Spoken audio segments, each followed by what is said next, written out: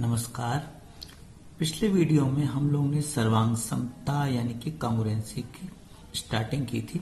उसमें दो गुण बताए गए थे सर्वांग सम सिद्ध करने के लिए।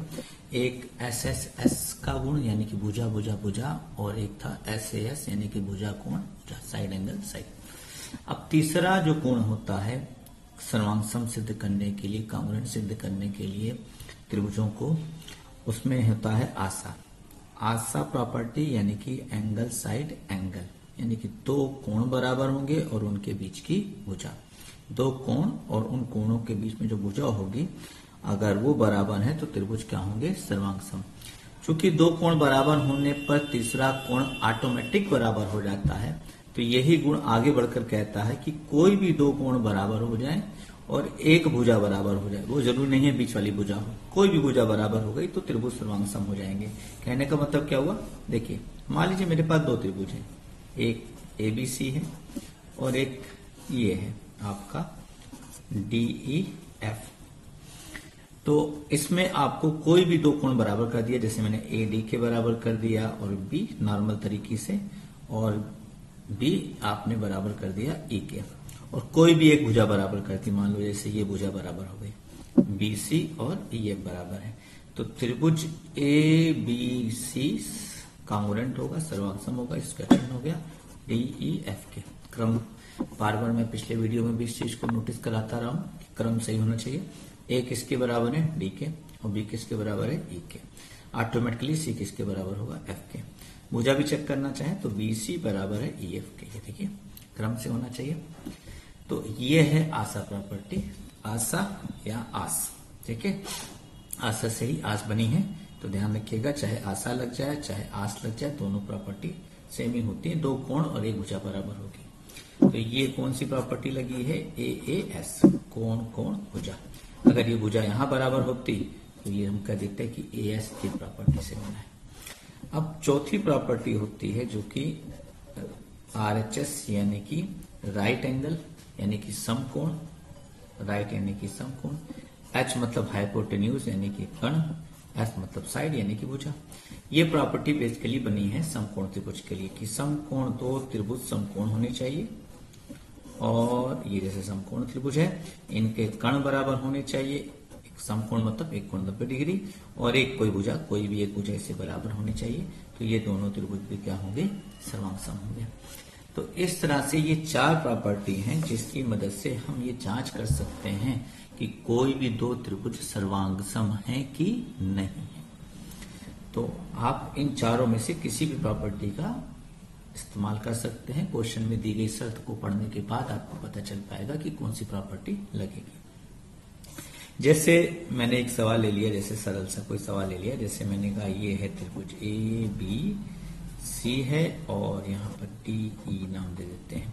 अब मैंने कह दिया कि कोण A कोण E के बराबर है, और ले लेते हैं AB भुजा DE के बराबर है। चलिए हमने ले लिया AB भुजा DE के बराबर है, और कोण ये वाला A जो है वो E के बराबर है। तो अब आपको बताना है कि ABC त्रिभुज ABC के सर्वांग सम कौन होगा, DEF होगा, DEC होगा या EDC होगा, कौन सा होगा, ये आपको वैकल्पिक क्वेश्चन में दे दिया जाएगा। तो आप वीडियो पास करके सोचिए। चलिए आई होप आपने सोच लिया होगा, लिख लिया होगा, तो मैं भी इसका आंसर लिख दे रहा हूं। तो त्रिभुज ABC सर्वांग सम होगा। सर्वांग सम होने के लिए तीन चीजों की जरूरत होती है, जबकि यहां पर केवल कितनी चीज दी गई है, दो। कोण AE के बराबर है और ये वाली भुजा इसके बराबर है। एक चीज क्यों नहीं दी गई, क्योंकि ये कोण इस कोण के ऑटोमेटिकली इक्वल होगा। क्यों, क्योंकि ये दोनों कोण क्या है, शीर्षा विमुख कोण है, वर्टिकली अपोजिट एंगल है, इसलिए ये कोण तो आपस में ऑटोमेटिकली बराबर होगा, इसको देने की जरूरत नहीं है, आप जानते हैं। तो रह गए अब दो कोण बराबर हो गए और एक भुजा बराबर हो गई।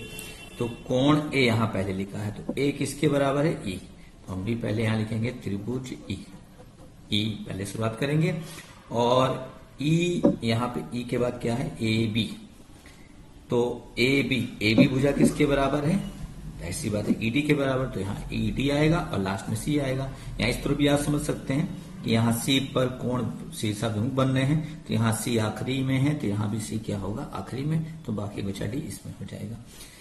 ये जो सर्वांग सम हुआ ये कोण भुजा नियम से यानी कि AAS नियम से ये सर्वांग सम हो गया। इस तरह से हम लोगों ने सिद्ध कर लिया कि ये सर्वांग सम है। इसके आगे बढ़कर भी वो चीजें पूछ सकता है, वो पूछ सकता है कि अगर कोण B 40 डिग्री है तो बताइए कोण D कितने डिग्री होगा। तो आप देखिए जब आप सर्वांग सम प्रूव कर लेंगे, तीन चीजों की मदद से आपने सर्वांग सम प्रूव कर लिया, तो अब वो बाकी जो बची हुई तीन चीजें वो आपस में बराबर होंगी। यानी कि कोण B, देखिए यहाँ कोण B बीच में है तो यहाँ कोण D बीच में है, तो कोण B और कोण D आपस में बराबर होंगे। अगर B 40 डिग्री है तो D भी कितने डिग्री होगा, 40 डिग्री होगा, ऐसे आप जान सकते हैं। यानी कि दो त्रिभुज सर्वांग सम है तो उनके संगत कोण संगत भुजाएं आपस में बराबर होती हैं। आपसे पूछ ले जैसे BC की लंबाई आपको दे दे, मान लो ये 5 सेंटीमीटर है BC की लंबाई, BC की लंबाई 5 सेंटीमीटर है और आपसे DC की लंबाई पूछ ले, तो अब आप त्रिभुज सर्वांग सम सिद्ध कर चुके हैं, तो आप देख सकते हैं कि BC और DC आपस में क्या होंगे, BC और DC आपस में क्या होंगे, बराबर। तो BC और DC आपस में बराबर होंगे, तो अगर BC 5 सेंटीमीटर है तो DC भी कितना होगा, 5 सेंटीमीटर होगा। यानी कि अगर आपको दो त्रिभुज सर्वांग सम मिल गए हैं तो आपको उनकी बाकी बची हुई चीजों को आप इक्वल करके कोई भी चीज का मान निकालना चाहे निकाल सकते हैं। तो ये सर्वांग सम होने की होलसेल प्रॉपर्टी होती है। इन चार प्रॉपर्टी की मदद से आप सर्वांग सम सिद्ध कर सकते हैं। तो आई होप इतना आपको समझ में आ गया होगा। तो यहाँ पे हम सर्वांग सम का टॉपिक समाप्त करते हैं और नेक्स्ट वीडियो में आपको हम लोग सिमिलरिटी यानी कि समरूप त्रिभुज के बारे में स्टडी करेंगे, अध्ययन करेंगे। धन्यवाद, थैंक यू।